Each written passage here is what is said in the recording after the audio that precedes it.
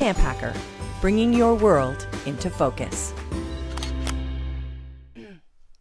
Welcome to our podcast brought to you by Camp Hacker. This podcast is dedicated to what many camp professionals believe to be the most important time at camp, no matter what you call it, staff training, orientation, or leadership training. This critical time period prepares your staff to fulfill all the promises that you make to parents and customers throughout the rest of the year.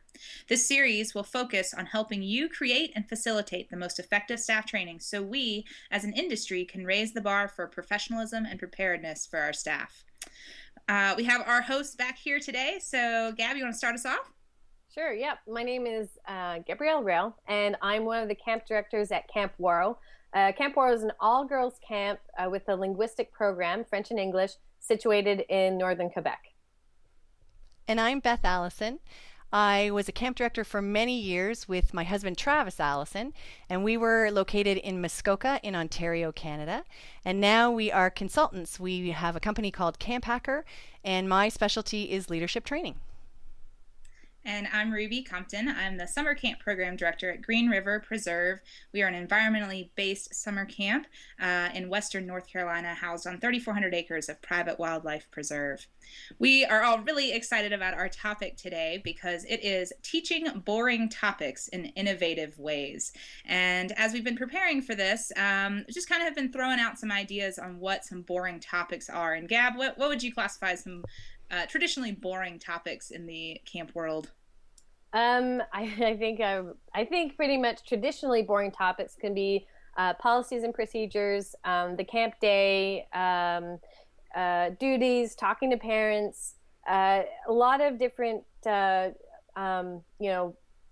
that are just the mundane stuff about camp that we have to talk to our staff for legal reasons and also just for team reasons. But I think really at the end of the day, all of them could be boring if they're not presented well. So true, so true. So let's start with you, Beth. What ideas do you have for taking some of those boring topics and presenting them in fun, innovative, and creative ways? Well, for us, it was always a tricky way to come up with a creative design for presenting policies and procedures on an annual basis. So near the end of my camp directing career, of course, we did a lot of that online before staff even arrived at training so that they could get those kinds of things out of the way. But we had to make sure that they knew what the policies and procedures were. So one of the things we have done before is to choose different board games and to make them come to life. And we're talking big board games, and to divide the staff in half so that they're on separate teams. And we have done large tic-tac-toe.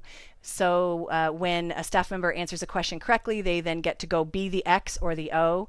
And I have a huge board game out in the middle of the floor or the field or the beach, and to see if they can win at tic-tac-toe by answering questions correctly. We've also done a Connect Four, which was much trickier because we had to stack tables. But thankfully, our dining hall was really high ceilings, so that worked really well. And we've also done Battleship. So we did that in the water with a long piece of fabric in between the two teams, canoes on either side, and specific people in the canoes. So some canoes had 2 people, some had 4, some had 1, to represent those various battleships in the game.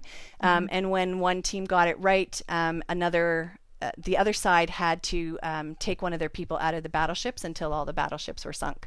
But that was in their bathing suits and, in the water. So it just made testing their knowledge of policies and procedures a lot more fun.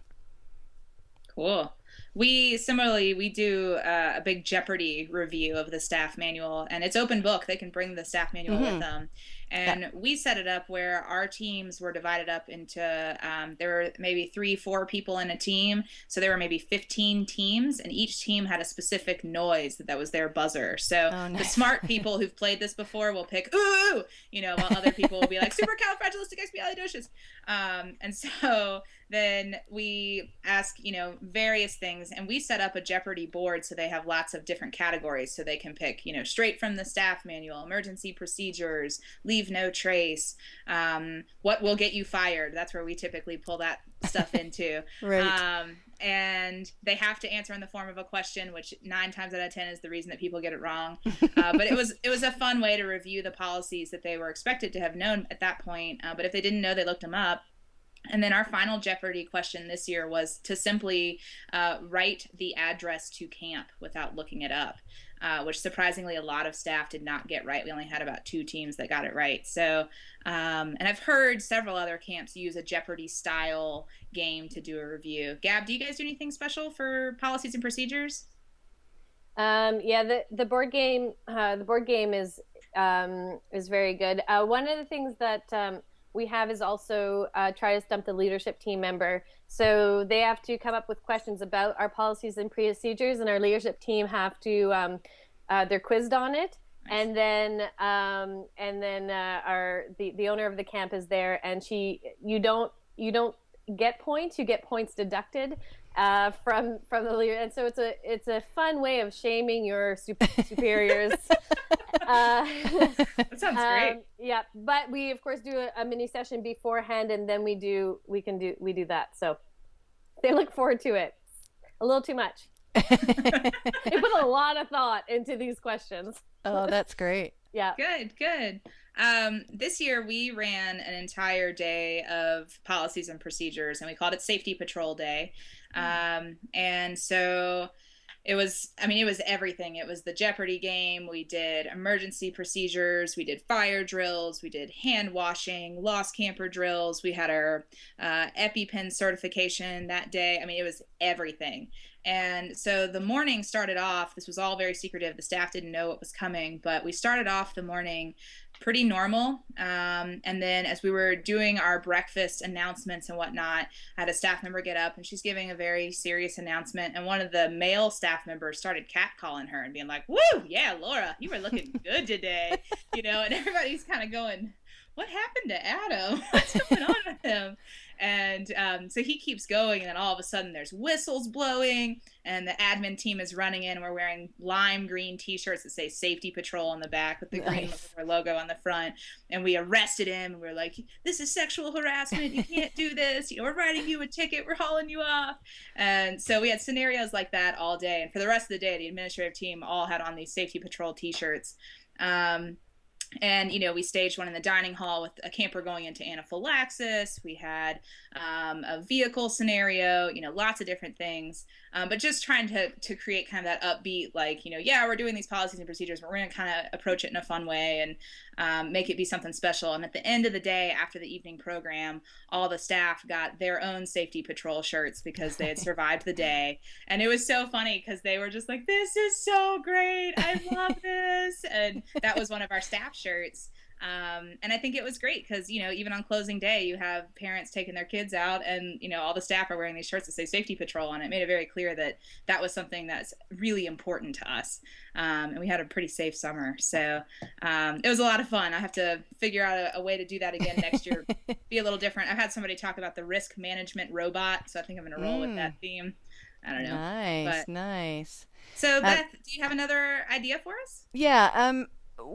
One year we did something called Each One Teach One, and I use that quite often in training, but we gave each group a certain part of the policies and procedures manual and allowed them time to come up with an entertaining, interesting, and interactive way to teach it to the whole group. So we saw them teach things through song that they had written, and they sang to us, through skits, through interpretive dance, which was one of my favorites, through artwork, all kinds of different ways, but it allowed them to really understand one portion of it themselves and to take ownership over that. And if I can just add on quickly to what you'd said before, Ruby, where you let them do it with open book, even if they haven't got the whole thing memorized, and ours used to be like 150 pages, so that's a lot to memorize. At least with open book, they would know where to go to find it when they needed to know the question. So I think that's a great idea. But Each One Teach One was a fun way to do it. Cool. Gab, what about you? For policies and procedures? Or anything. Or for anything. This was something we did for the first time last year, and it was great. It was a day of camp in an hour. And so key for this is that the director or whoever's in charge has to run with the staff. But basically, the entire staff has the exact same schedule, and we have to run from one point to the other. And there's somebody that's at the bell that rings it at a certain time. So you're going from canoeing to rock climbing to checking on your kids to dining room, putting water in glasses to, you're doing this. And I was running with a camera because I wanted to capture it, which was, in retrospect, I wish I ended up leaving my tripod somewhere. I was like, I'm done with this tripod. And we had team leaders that were like, all right, now we're supposed to go here, and so on and so forth. I had a cat that's just jumped up on my table. They're jealous. I wondered what that whoosh was. Yeah. So I was like, oh, can I? And then I was like, no, I have to announce it because it was a little bit weird. But it was great, and this was something that, at the end of staff training, we asked, what are the sessions that stood out for you the most? What did you wish you would have learned a little bit more about, and that kind of stuff. So a little bit of a survey, but that one stood out. And they're like, I kind of loathed it, but I really understood what camp was like. So it was great. And then I captured it, and there was a lot of weird, sweaty faces, and we put it up at the end of our staff training. So I really like that. We're going to be doing that again next year. This year. That sounds awesome. Yeah. Cool. Yes. I think a really common fix for the camp tour, which, here's the cabin, here's the infirmary, all that stuff, is scavenger hunts. I've seen that several different places and in different forms. One of the ways that I've seen that I really liked was the scavenger hunt, where you're given a photograph of, like a really zoomed in something or other that you wouldn't notice otherwise. And they have to go to those locations. Maybe there's something at that location. Maybe that has the next photograph or a clue, or maybe tying into a podcast we did recently, maybe it has a piece of your mission and you have to go collect up all the pieces of the mission and put it together. And this, I also found, I was on a staff one summer that was almost entirely return staff. And so the director made a scavenger hunt that was full of things that you walk by every day but you never noticed. So like, what is the name of this building that we all just call the dining hall, but it actually has a specific name, like the Hearthstone Lodge. And so that was really cool, looking for some of those things that you see and walk by every day, but it doesn't really register with you that they're there and that they have names. I think that was pretty cool. And Nice.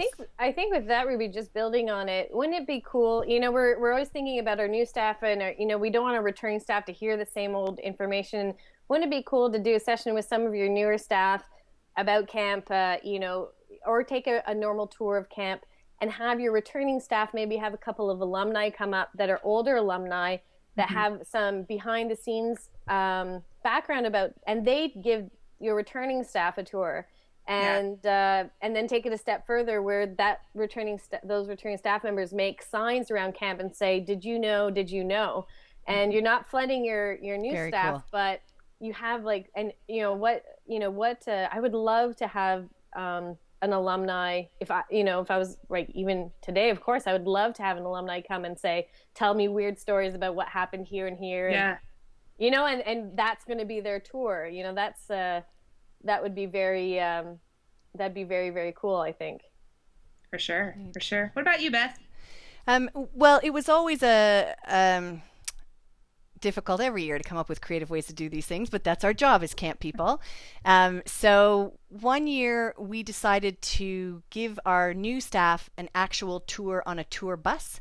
And so they were, someone came into the dining hall dressed as a tour guide at lunch and called out the names of these people and had them line up, and then gave them costumes to dress up like tacky tourists. And we put them all on the camp bus and drove them around as much of the camp as we could, the whole time acting like, the funny tour guide with the microphone and all that kind of stuff, and then had them get out and walk certain parts where a bus wasn't going to go. We took lots of photos of them in those various spots like you do with tourists, and then put them on the camp photo board later. And then we even had dollar store souvenirs that they could buy in the tuck shop. We gave them to them, of course, at the end of the tour. So that was kind of fun. And another tour that we used to do for first year students, staff members who weren't necessarily new to camp, but they were new. It was their first year on staff. So what we would do is during rest hour, we would put them all in a car. So sometimes we had to do this every day so that we would get everybody taken care of. And obviously not everybody would go each day. But we took them into town. And so the closest town to us is Huntsville. It's 20 kilometers away. And we had them driven around town, showing them where all the best stores were, the best places to get ice cream, where the movie theater was, all those kind of inside things that you don't know until you've been on staff, how to get a taxi if you don't have a car of your own, all those kinds of things, and taking an opportunity in the car to talk about how, as a staff member, you behave on your day off as a representative of camp in town. And then they got an ice cream for the ride home. So that was just a nice way to kind of let them know some of those things rather than talking about it. They got to actually see where the pizza was, or that kind of stuff in town. And they were back for the next session at the end of the hour. Cool. Good stuff. One question I have is, I know for ACA, for American Camp Association accreditation, you have to present on what is ACA and a little bit about standards and that process. That can be pretty dry. Do you guys have any suggestions for that? Our CITs do a tour we give them a section of the best practices book from the OCA. We have two associations that we follow. So the ACQ, which is the Quebec Camping Association, and the OCA, Ontario Camping Association. So we give them sections of those books, and they go and explore if we are actually following these standards, and then they report it back to us. So for our CITs, that's something that we do. And it's a very, very big eye-opening experience, and we always pair them in two, and then they share like what was amazing about that experience, or what was sort of eye-opening about this experience. Most of the time, they're just in shock on how much we prepare and how much we have to follow. Some of it they think is ridiculous. They're like, you really have to have 3 inches between this and this, and we give them like measuring tape and all that kind of stuff for the site stuff, but they love it. That's great. Beth, have you guys ever done anything? We've done the exact same thing as Gab, and I think that anytime you want to make something creative at camp, you need a character. You need costume, you need things for, once you put a hat on, you can transform anybody into anything. So when we sent people out on a risk management tour to do the same sort of thing in preparation for accreditation, we did that. And so they became, risk management specialists, and we gave them all tape measures, and we did all that kind of stuff, and had them talk in funny accents, and, just those sorts of things, anything to make it creative and interesting. And any, I think, ways that you could do it more quickly, or some sort of a competition where there was, some friendly wager of some sort to get it done more quickly, or again, a scavenger hunt type of thing. So when they got to the canoe docks and they measured all the things we were supposed to do and made sure we had all the life jackets and paddles and all those things that the OCA for us, Ontario Camping Association, was looking for, then maybe there was a piece of a puzzle that they had to find as well. So just doing something to make it fun and exciting. Cool. I went to one training where the way that was presented, and I think this was an activity actually kind of distributed by the ACA, and I've done this with other topics as well, just kind of a press conference style, and you'll have a panel or one person who's answering the questions. And the best part of it is like planting the questions in the audience and telling those people like, there's going to be a cue. I'm going to rub my ear, and that's your cue, just to be like, you pick me, right? And it's fun because sometimes the staff will really get into it, and I think just makes that a little more interesting, especially if it's something that's a little drier, where you're just you're needing to just get through some information, but you can do it in a little more interesting way, I guess. Absolutely. Gab, do you have any other kind of interesting, fun, creative ways you've presented some stuff? Well, don't I? I have. I think we did one of my favorite things is where we divide our staff into about 5 teams, depending on how big your staff is. You want about 8 people. And this is for first aid. And throughout camp, we have first aid scenarios. And so and we give them bandanas. And so they all have different colors. And so one group will be the injured group, and they get a card and they find out when their day is and when the scenario is. And we also tell, today is a team blue. So whenever there is a situation, you're in charge of taking care of it. But we always announce, so if team red is the, I'm injured, they'll say, I'm in a scenario. And then they'll start, because when we didn't do that once, that was a problem. And there was a real chaos. And that was a lesson learned. Thanks, guys. So I'm in a scenario was a very important part, because we wanted it to be spontaneous throughout the day. And then we evaluate it. But as you know, like when you're part of the scenario and when you do first aid, things stick in. And what we did was not just once, but we did it twice for each team.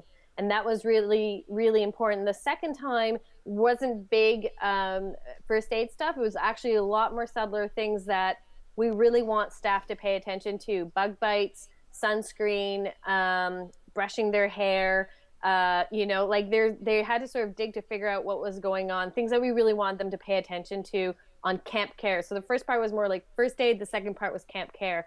They took it really seriously, and it was a lot of fun, and it broke up sessions too for, sitting around. They always had a moment where they would stand up and get going, and everybody else had to watch and observe and express what they saw. That's great. I love that. Beth, have you guys done anything with first aid and scenarios? Yes, absolutely. And one of my favorite ones was we involved our local firefighters and our paramedics. So for many camps, they're out in cottage country, and you often have volunteer fire departments and that sort of thing if you're not close to a big city. And so they were really excited to get involved. So they came out and helped us run scenarios. And so we did all the kinds of things that Gab was talking about, but at the end of the first aid session, the staff got to play with the equipment. So they got to, try the hoses out and wear all the equipment, and they had relay races with all the gear on, and they got to sound the siren over and over and over again in the fire trucks. Now, I will tell you that we learned the hard way, and so if we ever brought the fire trucks again for that purpose, or for camp, for Pee-wee campers to get to know local heroes, we sent an email out to the Cottagers Association to let them know that would be happening, because we didn't do it the first time, and people were very worried that the siren kept going off at our camp, because we were on Echo Lesson Lake, learned. So everybody could hear everything. So anyway, but it was really fun to involve them, and they got right into it, and really did their part, and played up. Scenarios were awesome with firefighters. So it was really great to involve them, and they were really happy to come and do that sort of thing. And then, of course, we gave them all camp T-shirts, so they really liked that too.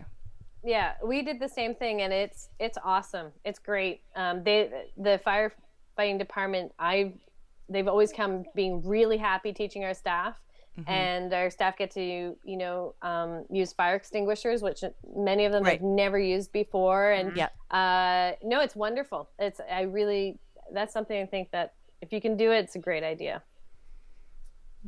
We did this past summer, we did an entire crisis drill, and there were 3 crises that happened. So at breakfast that day, everybody got an envelope, and it had their name on it, and it said, or I told them at breakfast, do not open this envelope until you hear the emergency signal ring.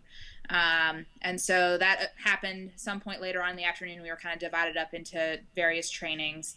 And it was, like I said, it was threefold. So the first crisis that we had was a bus crash, was what we were simulating. And that was really just, not that any of the staff knew about it. That one was really just for the admin team. So we're working through, like, this is how we would mobilize people. This is who would make the phone call, just to make sure we had that all good to go. And then during that, we decided we needed some of those staff to help us with the recovery. So we rang the bell to signal for everybody to convene together at the dining hall. So that was their cue. They open up their envelopes and see what they are. So it would say their name, and it would say, Johnny, you are a camper, you are at archery, you need to find your counselor, Joe, right? And so when they convene into the dining hall, the counselors all have this list of kids that they're supposed to find, and the kids have the counselors are supposed to find. Well, naturally, there was one camper missing, because that's what happens. And I had told him ahead of time, like, when you hear the bell, go hide in the woods. And he did. And he didn't tell me where he was either. And so then that, we, played with the process of how long does it take us to figure out that we're missing a camper. I had one staff member who role played as a camper who was in the infirmary, which, that's a really common thing that happens. Everybody convenes together, but maybe they didn't think to check in the infirmary for that camper that was lost. So we did that. And so as part of our lost camper drill, right, we have some of the staff stay with the rest of the campers and lead games, which they did, and some of them went off to help with the search. And so that went on for a little bit as they were looking for our lost camper. And then there came a point when we signaled to one of the admin team who was kind of running and observing the chaos, if you will. And he signaled and got everybody together and said, okay, now you guys, thank you for role-playing as campers. You're all going to role-play as staff now and help with this lost camper situation that we have. And as soon as he did that, one of my staff members dropped down with a cardiac arrest. Oh, let me tell you. And apparently, I wasn't in there to see it, but apparently it was just like deafening silence. Everybody was just standing there going, what do we do? And we had a phenomenal debrief after this, just talking about that moment of something happens and you're going, do you go? Do I go? Like, what do we do? Right. And it was the thing that I think my staff came away from training. They told me, like, I feel so much more prepared to deal with a situation just because we've kind of gone through this. Took a lot of work to set up on the front end, but it was a lot of fun too. So. Nice. Other ideas? Beth, do you have another idea you want to share? Well, if you don't know yet, you'll know later that I'm really big on acronyms. And we created something called burps, which took place right after meals.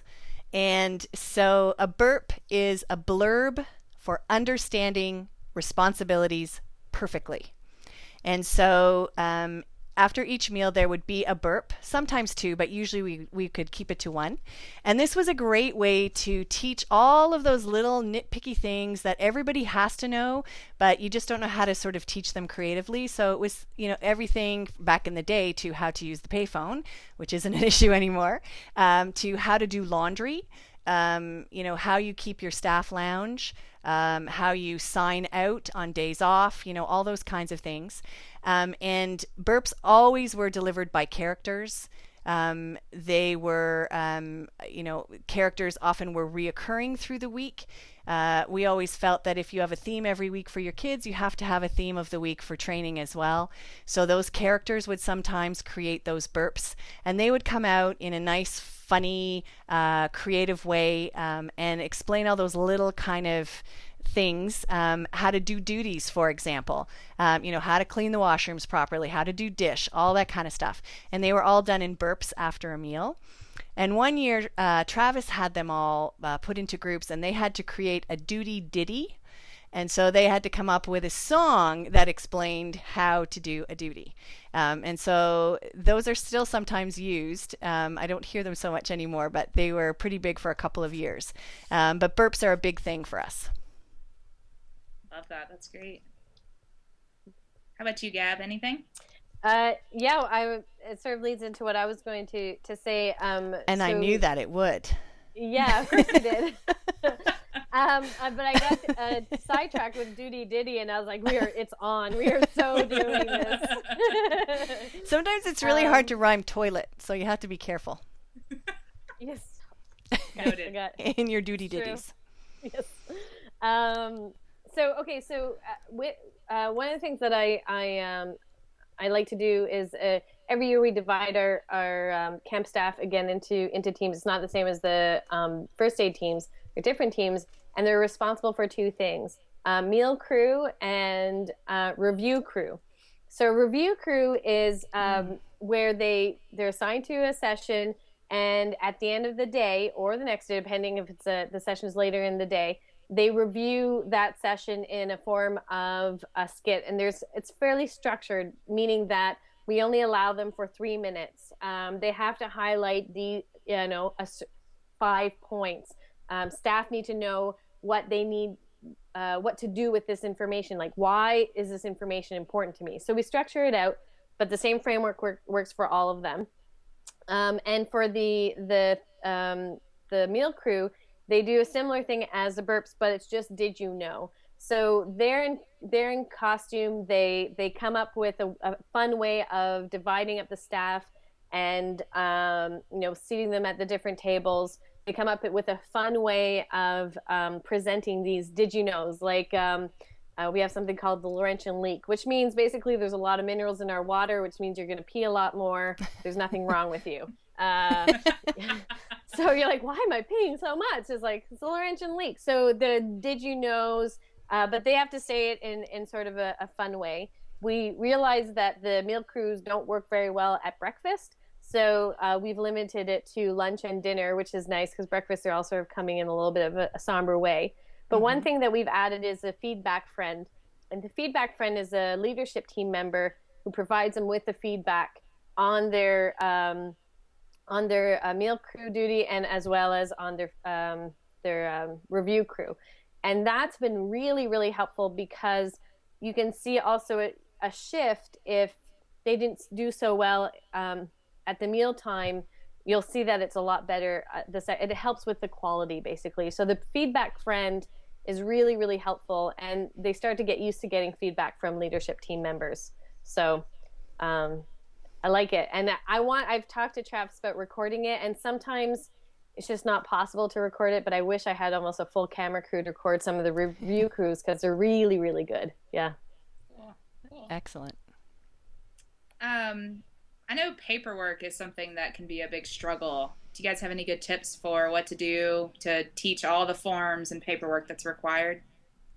We've done a couple of things with paperwork, and the first was it happened after rest hour, so everybody had left the lodge area and they were all in their cabins or hanging out.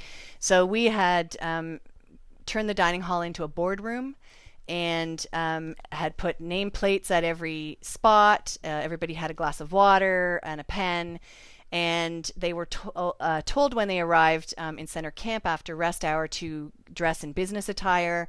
Travis and I came in fully decked out in suits and ties with briefcases, glasses on, didn't wear glasses, and we held the whole thing like a business meeting. And we had coffee and donuts and, all that kind of stuff. And we went through all of the forms, making sure we had everything filled in, from health forms, parental forms for staff under 18, TD1s, which we have to fill in here in Ontario in order for them to get paid, all that kind of stuff. Another paperwork meeting that we did once, we dressed as characters from The Matrix. And during rest hour, I actually shaved Travis's head. And he put on a long black leather coat and came in as Morpheus. And we talked in Matrix language about the blue pill or the red pill and bending the spoon and all those kinds of things. So it just took the edge off of, you have to get the paperwork done, but this was just a way to do it in character. Cool. That's and awesome. They were quite stunned that they'd seen him in a full head of hair at lunch, and then he was completely bald an hour later. But it wasn't he shaved his head a lot at camp, so for various characters. But nice. What about you, Gab? Have you ever done anything interesting with paperwork? One of our staff members is very, very funny. Beth has met her. Her name's Emily Trudeau, and she actually works in our office now. Yeah, she's great. She's won awards for like improv and stuff like that. She's amazing. She dresses up as a really, really angry Dutch woman and throws paper and has a big sort of bulletin board, and she yells, no, yes, no. And she does this huge like thing, and she's like, points to me and says, you will not deal with her. You will not deal with her. You will deal with me. And she'll do this whole thing. I guess the only thing the thing that I think is very important is having examples of what you're expecting and how to do it, and that there's support if you don't know how, if you can't do it. I was somebody that was really not good at paperwork, but I stayed up late trying, and it's kind of pointless. It was taking way too much time, and it was kind of like if I just sat beside somebody and dictated it, then they could write it down. So there's support, and but telling them how it can be done and their expectations. You have the opposite side where people spend way too much time because they're perfectionists. But we just color code our sheets. that has become very, very helpful. And regular on this day, this is when this form is due on this day, and just keep that always regular on days. So it's not like, oh, it's this Tuesday and then the next time it's going to be on a Thursday in the afternoon, and all the paperwork goes to one spot. When you're done, it goes into this one box and somebody sorts it. It's not like then you hand it to this person. So I think it's just being really clear with it. And of course, having somebody kind of funny or doing a boardroom thing, or, you know, dressing up as people from Matrix is like, that just gets your attention. And it's very good role modeling on how you can make something boring into something awesome, and your staff will do it for the summer. So yeah, those are excellent points. Cool. Gab. Love it. Excellent. Another one that I've seen in several staff trainings is the age group characteristics, you know, talking about 6-year-olds versus 8-year-olds versus 10-year-olds.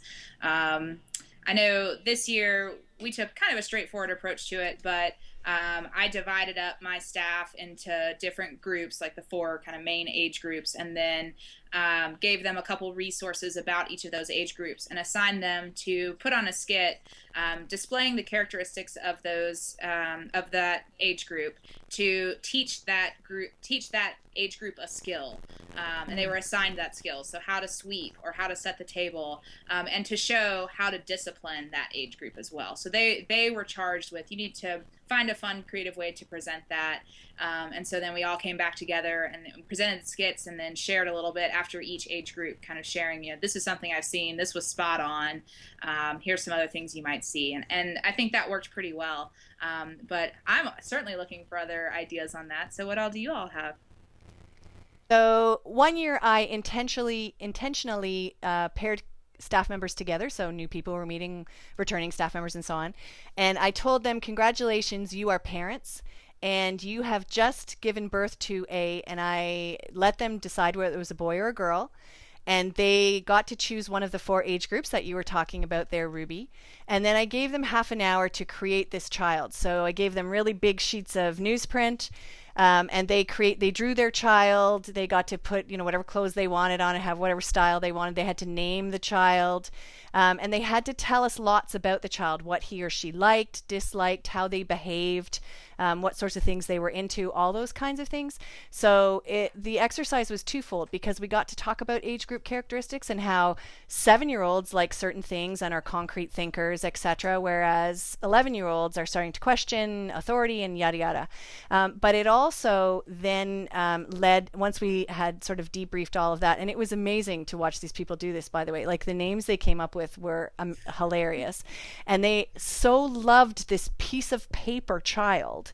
You know, and they could tell, because they had to present to the group and tell us all about their child. And then we moved it into dealing with parents. And we talked about the fact that if you are this attached after half an hour with a piece of paper, how important is a real child to his or her parents? And therefore, what would their expectations be in terms of your care? So it was kind of a fun thing to do, but they really enjoyed it and they got right into it. So it was a nice way to just do it a little differently. Cool. Gab, do you have one? Well, I have a similar activity that links to the importance of caring for children and what it's like for a parent to drop off their child. But we ask all the staff members to bring something precious in the evening to the lodge that's precious to them. And if they don't feel comfortable bringing something that they have on them, they can, like, you know, bring a representation of that something. So maybe your grandmother's locket, you want to keep it under your pillow, or maybe it's at home, but you can bring something that represents it. And then we pair also certain staff members that we choose together, and they walk around camp sort of arm in arm length the whole time, and they talk about their item and why it's so important, why it's so special to them. And so that's a really nice team building way. It's really nice getting to know each other thing, and it you know, it's kind of a beautiful activity. And they also get to walk around camp, and we sort of just tell them, let your feet take you, you know, where your feet want to take you. So if you want to get off path, and if you want to, then but the only thing that we ask them to do is keep moving. Then we ring a bell, and we have candles in the lodge, and it's all set up in a nice way. And then we talk about, all right, if you're comfortable, feel free to hand over and exchange your item with the person that you were just talking to. Now, some staff do it, and some staff are like, absolutely not, it's not going to happen. And so then we just talk about those feelings. Even the ones that hand it over, they're kind of reluctant, or they're totally trusting. You know what? Because I had this opportunity to talk to you, I feel like you can take care of my object for a little bit. Some of them were like, I don't know you, like I know you, but this.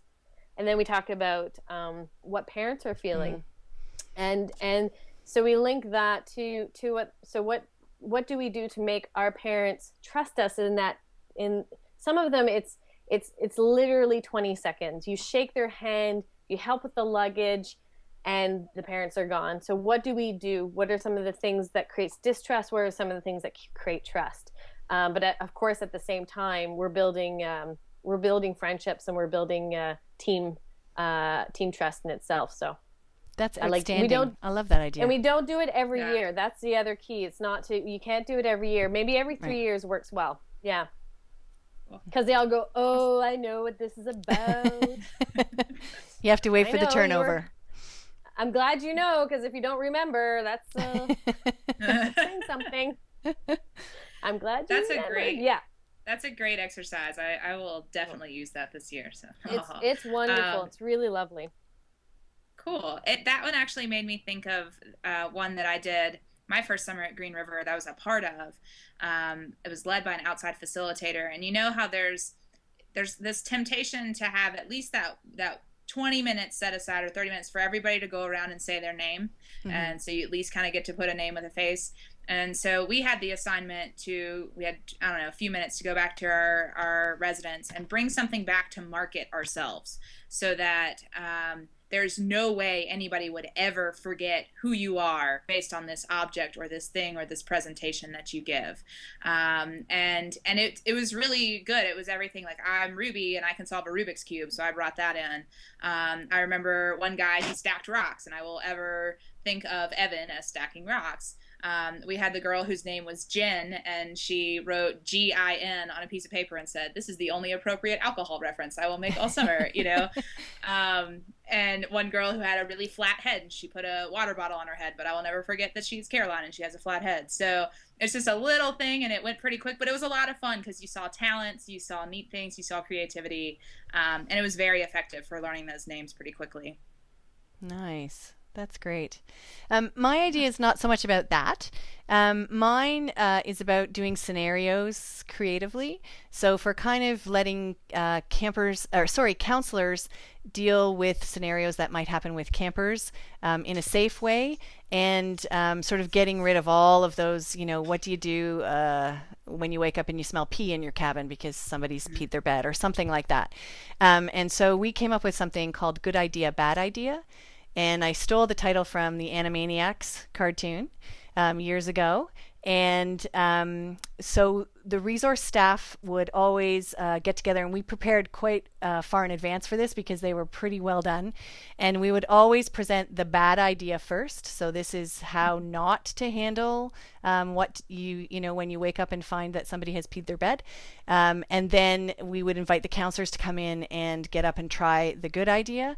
But the scenarios got so funny that people just kept asking, when is good idea, bad idea, when do we get to hear that, because it would just be so amusing and such a great way to do things. And some of them were so stellar that staff 10 years later still talk about that time, that Travis did something particular in a good idea, bad idea scenario. So just a fun way, and trying to keep it far more amusing than really not appropriate when you're presenting the bad idea.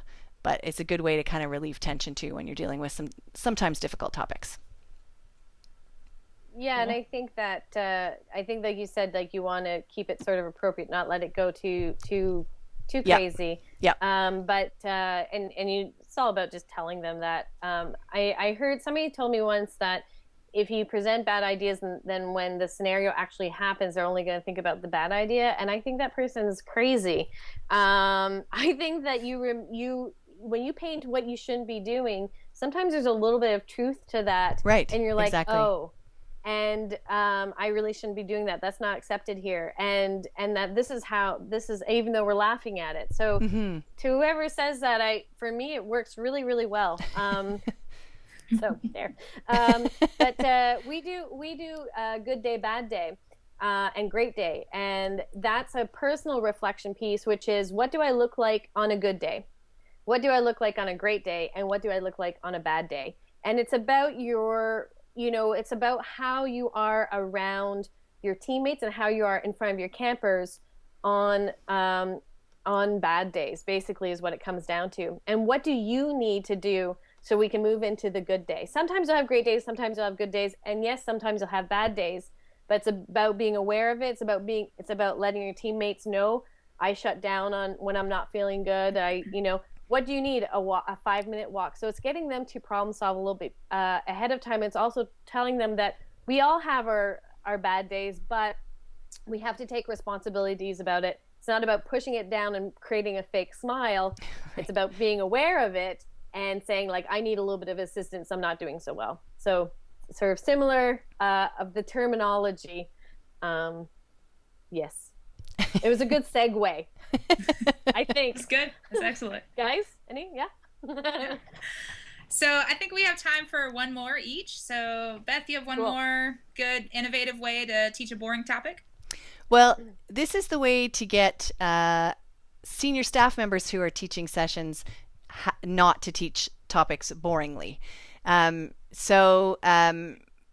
For us, not always, some sessions it's not appropriate to have a character, but having characters, having costumes, having music, all those kinds of things.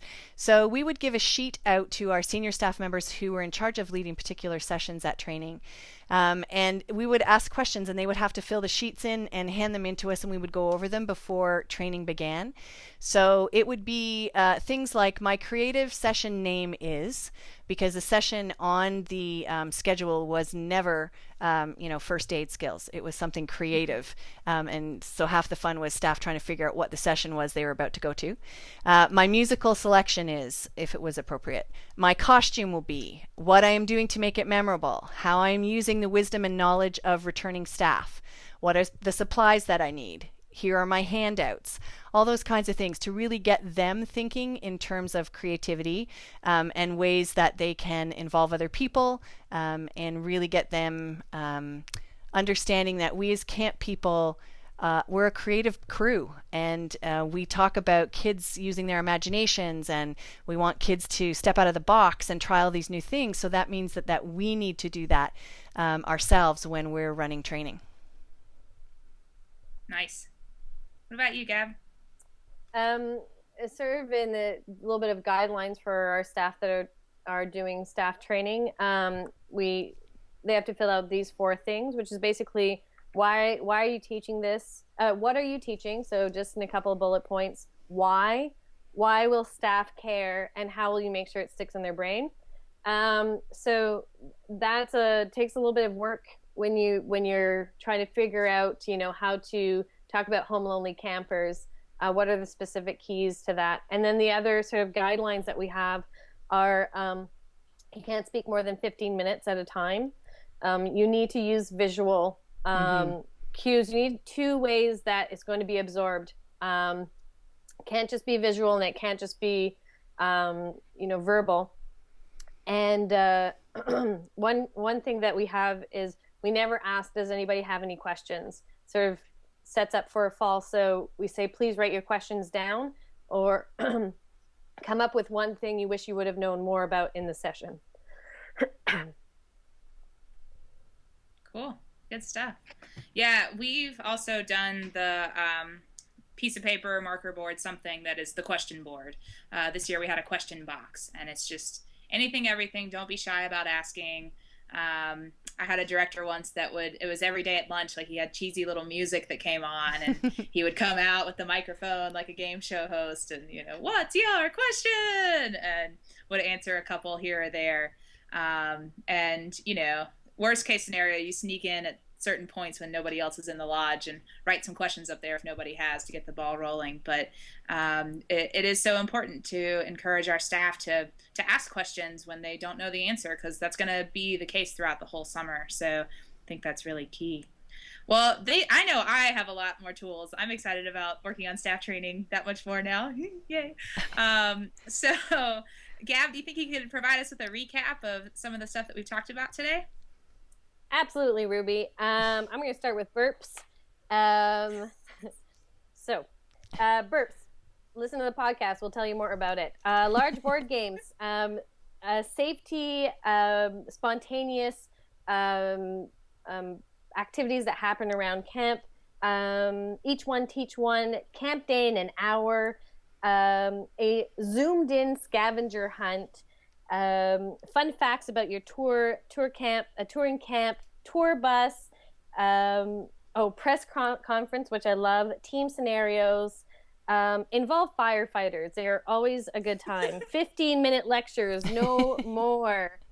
This is an adult-only podcast. Skits on how to teach, create a child, scenarios. You always wear hats and fun costumes if you want to get people's attention, or almost always.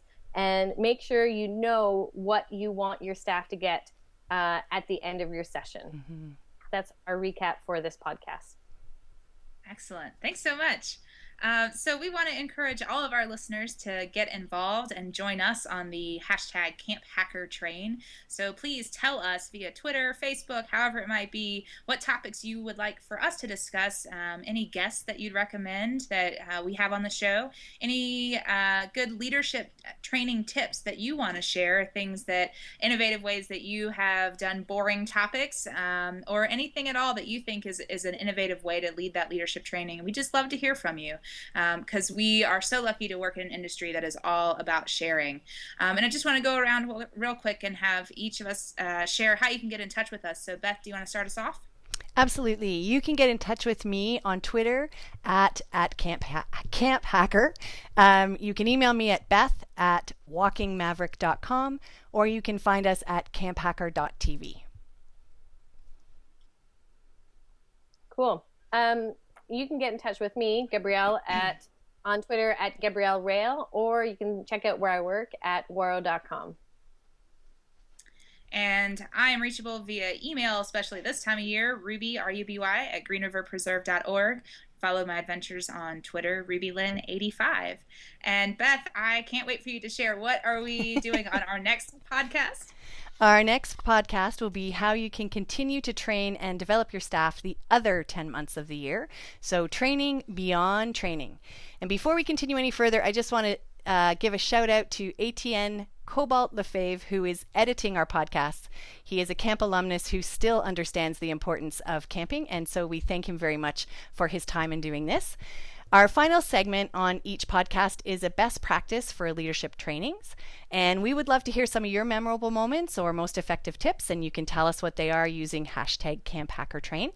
But Ruby, why don't you share with us this podcast's best practice? Sure. And I think this is actually one that I got from a Camp Hacker podcast a while ago, and it stuck with me. The idea of providing additional training sessions outside of your required scheduled things. So for instance, this summer we did some morning archery sessions, morning climbing, offering morning yoga, and that wasn't even necessarily just training. It was just an opportunity for the staff to recreate with one another and to get more skills and more practice, especially in some of those activities that the staff are going to gravitate towards wanting to do and maybe wanting to do in place of the campers doing them throughout the summer. So I think it's a really great idea to find opportunities to offer those times for your staff, whether it's during staff training or maybe even throughout the summer. I know I always have staff that are flocking to the pottery studio, and I'm having to chase them out of there. So to set up some organized times that our pottery teacher comes in and gives a pottery class, maybe during a rest hour or after the campers have gone to bed, when one staff member can leave the cabin, is a great way to provide some recreation, some fun, and continual development of skills for your staff. So that's this month's best practice, and thank you so much for listening. And once again, please join us on the hashtag Camp Hacker Train.